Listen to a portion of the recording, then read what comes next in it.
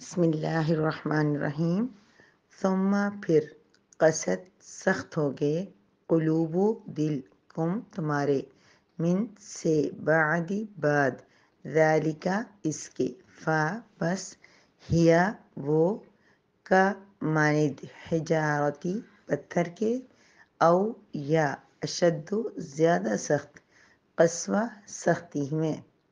واو اور ان بے شک من سے الحجارتی پتھروں میں سے لما البتہ وہ بھی ہیں جو یتفجرو پھوٹ پڑتی ہیں من سے ہوں ان سے الانہارو نہریں واو اور ان بے شک من سے ان سے لما ایسے بھی ہیں ان میں سے لما ایسے بھی ہیں یشققو جو پھٹ پڑتے ہیں پس یخرجو نکلتا ہے من ان سے الماء پانی واو اور ان بے شک من سے ان میں سے لما بعض ایسے ہیں کہ یہبطو گر پڑتے ہیں من سے خشیتی ناراضگی یا ڈر اللہ کے واو اور ما نہیں اللہ تعالیٰ بغافل بے خبر عما اس سے جو تعملون تم عمل کرتے ہو ثم قست قلوبکم من بعد ذلك پھر اس کے بعد بھی تمہارے دل سخت ہو گئے فہی کالحجارۃ او اشد قسوہ پس وہ یعنی تمہارے دل پتھروں کی طرح ہو گئے یا ان سے بھی زیادہ سخت ہو گئے وَإِنَّ مِنَ الْحِجَارَةِ لَمَا يَتَفَجَّرُ مِنْهُ الْأَنْهَارُ کیونکہ بے شک پتھروں میں سے بھی کچھ پتھر ایسے ہیں کہ جن میں سے نہریں جاری ہوتی ہیں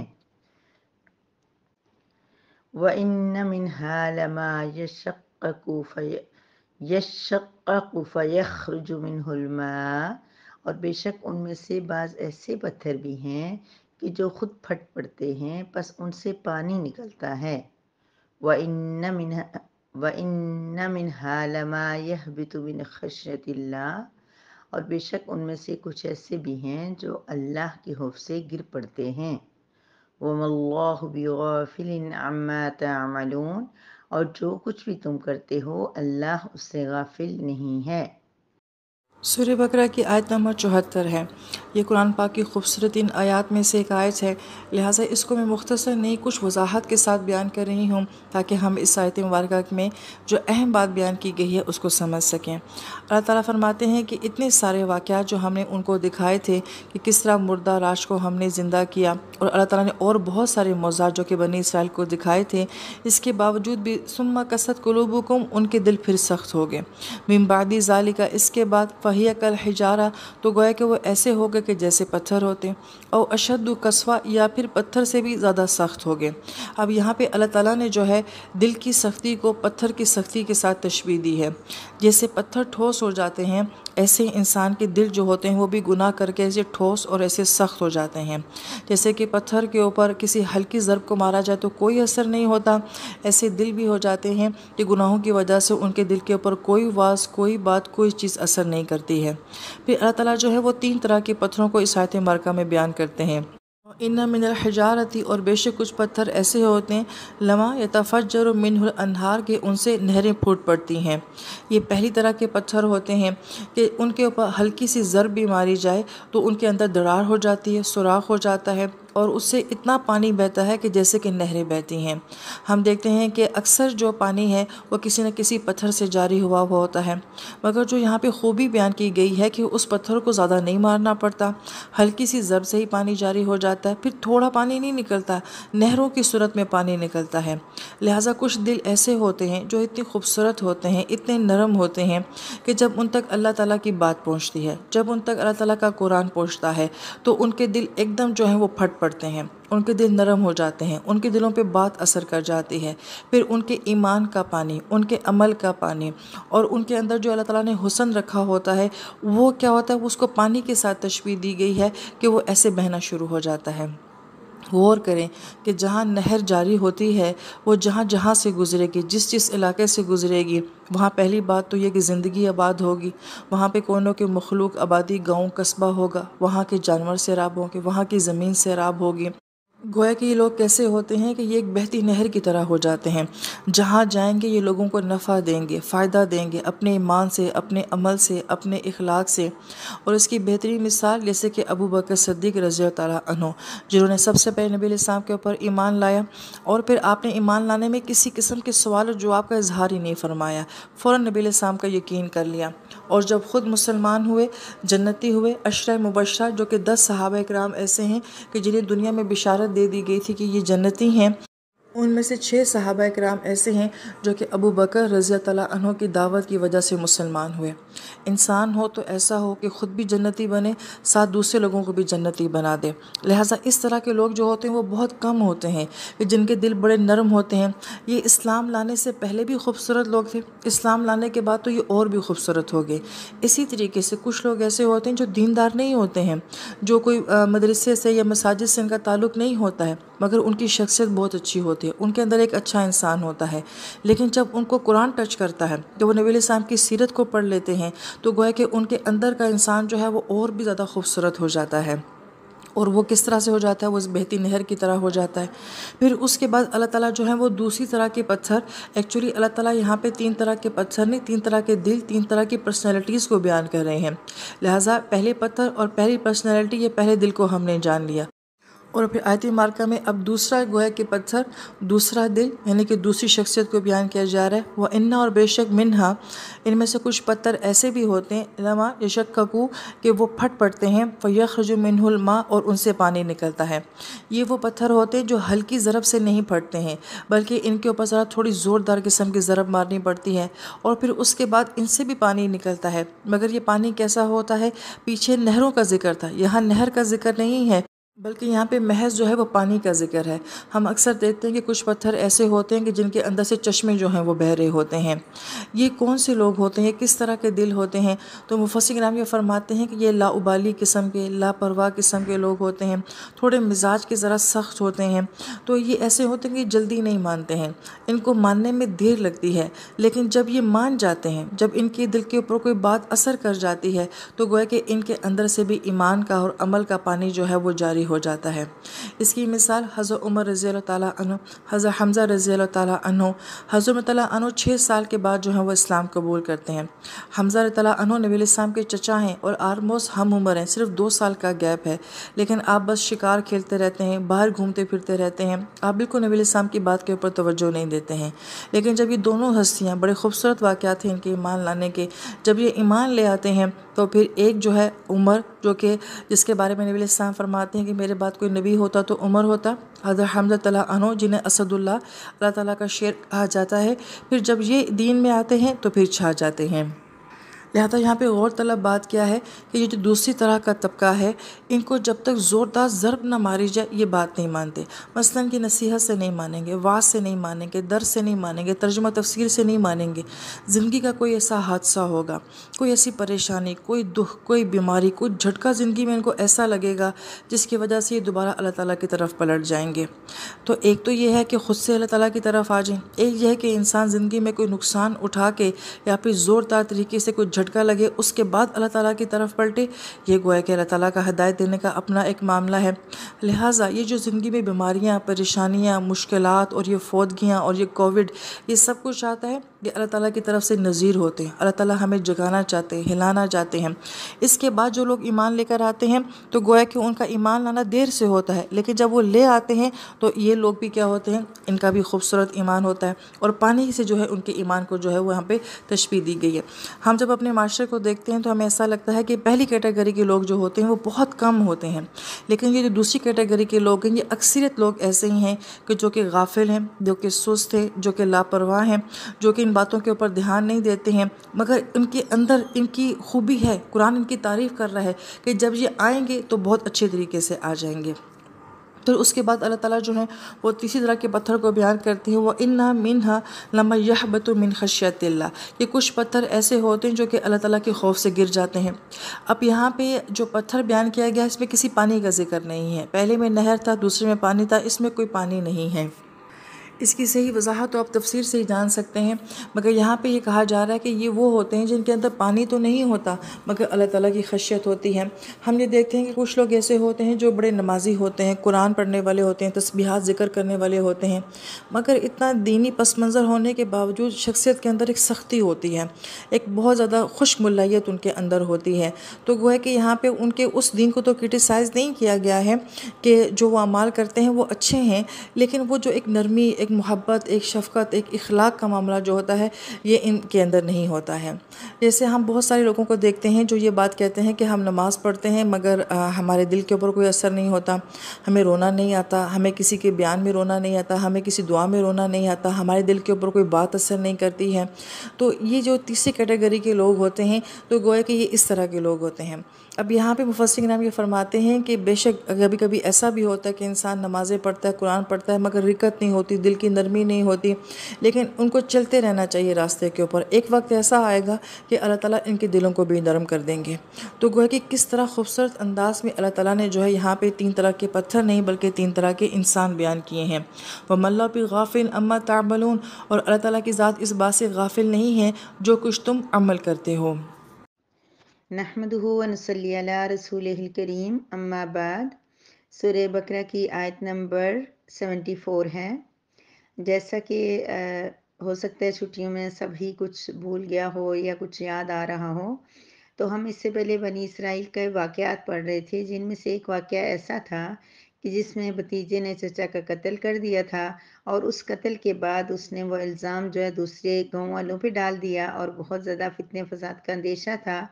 تو اللہ تبارک و تعالیٰ نے ان سے گائے ذبح کرنے کا حکم دیا انہیں، اور وہ گائے بہت ہیل و حجت کے بعد، بہت سارے سوالات کے بعد آخر انہوں نے وہ گائے ذبح کر دی، اور وہ انسان قتل ہوا واپس زندہ ہوا، اس نے اپنے قاتل کا نام بتایا اور پھر اللہ کے حوالے ہو گیا۔ یہ ایک ایسا واقعہ تھا کہ جس کو دیکھنے کے بعد ان کے اندر بہت زیادہ نرمی پیدا ہو جانی چاہیے تھی، ان کے دل نرم ہو جاتے، وہ لوگ ڈر جاتے۔ اور یہ سارے واقعات جو اس سے پہلے بیان ہوئے، ان سارے واقعات، انعامات، اتنی پیاری پیاری آیات، اتنے بڑے بڑے معجزات، اللہ تعالیٰ کی طرف سے ایسی تخویفات، تبشیرات، ان کے بعد ان کے دل نرم ہونے چاہیے تھے۔ ایسا ہونا چاہیے تھا کہ ان کے اندر خوف خدا پیدا ہو جائے، وہ احکام کی پیروی کرتے، لیکن نہیں۔ اللہ تبارک و تعالیٰ اس آیت مبارکہ کے اندر فرما رہے ہیں کہ ان کے دل اور بھی زیادہ سخت ہو گئے، اور اگر دل سخت ہو جائیں تو پھر کوئی بھی چیز اثر نہیں کرتی۔ سب سے زیادہ جو نقصان ہوتا ہے انسان کے گناہوں کا، وہ یہ ہے کہ بار بار گناہ کرنے کی وجہ سے انسان کے دل سخت ہو جاتے ہیں۔ جب دل سخت ہو جائے تو پھر کوئی چیز اثر نہیں کرتی، نہ ہی کوئی کلام کریم، قرآن کریم، نہ حدیث، نہ کسی انسان کی بات، نہ کسی اور کوئی ذریعہ۔ جب دل میں اتنی سختی آ جاتی ہے کہ انسان خود بول رہا ہوتا ہے اچھے اچھے اقوال، اچھی اچھی نصیحتیں دوسرے کو کر رہا ہوتا ہے، لیکن اس کے اپنے دل پہ کوئی اثر نہیں ہوتا، وہ صرف دوسروں کو سمجھانے کے لیے باتیں بڑی اچھی اچھی پیاری پیاری کر لیتا ہے، لیکن اس کے اوپر ان باتوں کا اثر نہیں ہوتا۔ اور یہ اللہ پاک کی طرف سے ایک بڑی سزا بھی ہوتی ہے، دل کا نرم ہونا۔ اگرچہ ہمیں تھوڑا مشکل لگتا ہے جب بچے چھوٹی چھوٹی بات پہ پریشان ہو جائیں یا کسی کا دکھ دیکھ کے اداس ہو جائیں، سب کچھ ہمیں فکر ہوتی ہے کہ ہمارے بچے پریشان ہیں، لیکن یہ ہے کہ دل نرم ہونا چاہیے، احساس والا ہونا چاہیے، یہ بہت زیادہ ضروری ہے۔ دل کے اندر نرمی ہوگی تو اس کے اندر تقویٰ بھی ہو جائے گا، آ جائے گا، اللہ کا ڈر بھی پیدا ہو جائے گا، کیونکہ جو انسان دوسرے کو تکلیف میں نہیں دیکھ سکتا تو اس کے دل نرم ہوا تو وہ پھر کل اپنی تکلیف کے بارے میں سوچے گا، تو اللہ تبارک و تعالیٰ سے ڈرے گا، وہ آخرت کی فکر کرے گا، اپنی ہمیشگی والی زندگی کو بہتر کرنے کی کوشش کرے گا۔ لیکن اگر دل ہی سخت ہو جائیں، یہ دل سخت کس طرح ہوتے ہیں؟ چھوٹی چھوٹی چیزوں سے، کسی کو تکلیف میں دیکھ کے ہنسنا، کسی کا مذاق اڑانا، کسی کو اپنے ہاتھ سے تکلیف دے کے، اگرچہ وہ جانور ہی کیوں نہ ہو، اگرچہ وہ کوئی بے جان چیز ہی کیوں نہ ہو، بچپن میں سے ہی بچوں کے اندر نرمی آتی ہے، جب وہ بے جان چیز کو بھی، کھلونے کو بھی ٹوٹتے ہوئے دیکھ کے رونا شروع ہو جاتے ہیں، یہیں سے ان کی نرمی سٹارٹ ہوتی ہے۔ اگر بچہ چیزوں کو توڑ پھوڑ کے خوش ہوتا ہے، کسی کو تکلیف دے کے مار کے خوش ہوتا ہے، تو یہیں سے اس کے دل کے اندر سختی شروع ہو جاتی ہے۔ بہرحال آج کی جو آیت مبارکہ ہے، اس میں اللہ تبارک و تعالیٰ ایک بنی اسرائیل کو سامنے رکھ کے دل کی 3 قسموں کا ذکر فرما رہے ہیں۔ پہلی بات اللہ پاک بیان فرما رہے ہیں، ثم قست قلوبکم من بعد ذالک، پھر اس کے بعد بھی تمہارے دل سخت ہوگے۔ اور کیا ہوا؟ وہ تمہارے دل کیسے سخت ہوگے؟ پتھر کی طرح۔ پہلے اللہ پاک نے بیان فرمایا کہ یہ جو بنی اسرائیل ہیں، یہ واقعات، یہ حالات، یہ سب کچھ دیکھنے کے بعد ان کے دل بجائے نرم ہونے کے اور سخت ہو گئے۔ اور پھر پہلے اللہ پاک نے فرمایا پتھر کی طرح سخت ہو گئے، یعنی پتھر بہت سخت ہوتا ہے، بہت زیادہ، ہم جب اس کو کسی چیز کے اوپر پھینکتے ہیں تو پھر بھی وہ ٹوٹتا نہیں ہے، دوسری چیز کو توڑ دیتا ہے، بہت زیادہ سخت ہوتا ہے۔ لیکن اللہ پاک نے فرمایا کہ پتھر کی طرح سخت ہو گئے۔ لیکن پھر اللہ پاک نے فرمایا او اشد قسوہ، نہیں نہیں، پتھر تو پھر بھی ٹوٹ جاتا ہے۔ پتھر کے آگے قسمیں بیان فرمائیں گے، ان سے یہ کام تو ہوتے ہیں، یہ تو اشد قسوہ، ان کے دل پتھر سے بھی زیادہ سخت ہو گئے۔ نعوذ باللہ من ذالک، کہ کہیں ایسا نہ ہو جائے کہ ہمارے دل پتھر سے بھی زیادہ سخت ہو جائیں، ہمیں کسی کا دکھ نہ لگے، کسی کا درد نہ لگے، اللہ کی یہ آیات سن کے بھی ہم پہ اثر نہ ہو، ہمیں پھر بھی جہنم سے ڈر نہ لگے، جنت کی خواہش پیدا نہ ہو، اللہ نہ کرے ایسا ہو جائے۔ اللہ پاک فرما رہے کیوں؟ اللہ پاک فرما رہے اس لیے وَإِنَّ مِنَ الْحِجَارَةِ لَمَا يَتَفَجَّرُ مِنْهُ الْأَنْهَارُ، پتھروں میں سے تو بعض ایسے بھی ہیں کہ جن سے نہریں پھوٹ پڑتی ہیں۔ آپ نے دیکھا ہوگا کشمیر میں، سائڈ ایریاز میں، یہ جو کاغان ناران جاتے ہوئے پتھروں کے اندر سے نظر ہی نہیں آ رہا ہوتا ہے پانی کہاں سے آتا ہے، ایسے لگ رہا ہوتا ہے پتھر کے اندر سے پانی پھوٹ پھوٹ کے آ رہا ہے، اس کے اوپر سے گر رہا ہوتا ہے، کوئی سمجھ نہیں آتی، تو ان میں سے نہریں نکلتی ہیں۔ اللہ پاک فرما رہے ہیں جسے آپ نے دیکھا تھا کہ موسیٰ علیہ السلام نے پتھر کے اوپر اپنا عصا مارا تھا تو اس کے اندر سے 12 چشمے پتھر سے پھوٹ پڑے تھے نا، تو وہی بات اللہ پاک بیان فرما رہے کہ یتفجر منہ الانہار، ان سے نہریں پھوٹ پڑتی ہیں، یعنی ایسے پتھر بھی ہوتے ہیں کہ ان کے اندر سے اتنا پانی نکلتا ہے کہ نہروں کی نہریں بہنا شروع ہو جاتی ہیں اور بہت سارے لوگ ان سے سیراب ہوتے ہیں۔ اسی طرح انسانوں کی بھی قسمیں ہیں۔ انسانوں میں سے ایک انسان وہ ہوتا ہے جو اتنا نرم ہوتا ہے، اتنا نیک ہوتا ہے، اتنا ولی ہوتا ہے، اتنا سخی ہوتا ہے کہ اس کی وجہ سے دوسرے بہت سارے لوگ سیراب ہو رہے ہوتے ہیں، بہت لوگوں کو فائدہ ہو رہا ہوتا ہے، وہ اپنے علم سے، اپنے عمل سے، اپنے پیسے سے، اپنی جان سے، اپنی طاقت سے دوسروں کو فائدہ پہنچاتا ہے۔ اللہ پاک ہمیں اس انسان جیسا بنا دے جیسے حضرت ابوبکر، سب سے پہلے تو حضرت محمد مصطفیٰ صلی اللہ علیہ وسلم، انبیاء کرام، صحابہ کرام، وہ ان کی ذات، وہ اپنی ذات کے لیے نہیں جیتے تھے، وہ دوسروں کے لیے جیتے تھے۔ آج بھی بہت سارے لوگ دنیا میں ایسے ہیں جو اتنا دوسروں کو فائدہ پہنچاتے ہیں، اپنے علم سے بھی دوسروں کو فائدہ دے رہے ہیں، ان کے پاس کچھ مال دولت ہے، وہ بھی اس تھوڑے سے مال سے بھی لوگوں کو ڈھیر سارا فائدہ دے رہے ہوتے ہیں، اپنے اخلاق سے دوسروں کو ان کی حوصلہ افزائی کرتے اور بہت ان کا دل بڑا کرتے ہیں۔ بہت سارے لوگ اس دنیا میں بھی ابھی بھی موجود ہیں نیک، تو پھر فرمایا کہ وہ کیا ہے؟ نہریں پھوٹ پڑتی ہیں، ایسے پتھر ہوتے ہیں۔ پھر دوسری قسم بیان فرما دی وَإِنَّ مِنْهَا لَمَا يَشَّقَّقُ فَيَخْرُجُ مِنْهُ الْمَاءُ، اور ایک ایسا پتھر بھی ہوتا ہے کہ جس میں سے جو خود پھٹ پڑتا ہے، تھوڑا پھٹتا ہے اور اس میں سے بھی پانی نکلتا ہے، یعنی بہت زیادہ بڑی بڑی نہریں نہیں نکلتی لیکن پانی اس سے نکل رہا ہوتا ہے۔ یہ بھی آپ نے دیکھے ہوں کہ کہیں نہ کہیں کہ پتھروں میں سے لگتا ہے کہ پانی باہر آ رہا ہے، فیل نہیں ہوتا، ہمیں سمجھ نہیں آ رہی ہوتی، لیکن پتھر سے جب اللہ فرمانے فَيَخْرُجُ، تو اسی پتھر سے پھر پانی آتا ہے، تو وہ پھٹتا ہے اور اس سے پانی نکلتا ہے۔ یعنی کہ کچھ لوگ ہوتے ہیں، کم زیادہ نہیں تو اپنے بالکل قریبی لوگوں کو، اپنے عزیزوں کو، اپنے بچوں کو، اپنے پیرنٹس کو، ان کو کم از کم فائدہ دیتے ہیں۔ کتنے بدقسمت ہیں وہ انسان کہ جس سے اس کے والدین کو بھی فائدہ نہ پہنچے، کتنی بدقسمت ہے وہ ماں یا باپ کہ جس سے اس کی اولاد بھی اچھی طرح سے سیراب نہ ہو،